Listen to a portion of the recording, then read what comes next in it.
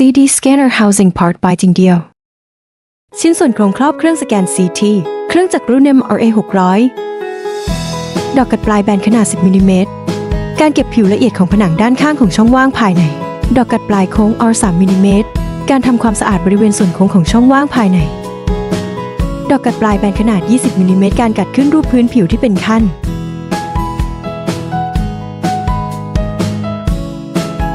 ดอกกัดปลายแบนขนาด 10 มิลลิเมตรการเก็บผิวละเอียดบนพื้นผิวส่วนล่าง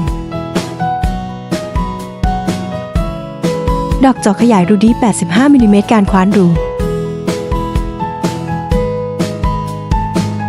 ความเป็นทรงกระบอกน้อยกว่า 10 ไมโครเมตรความเรียบและความตั้งฉากน้อยกว่า 15 ไมโครเมตรความเป็นการร่วมของรูปประกอบน้อยกว่า 15 ไมโครเมตรเวลาการตัดเฉือน 19 ชั่วโมง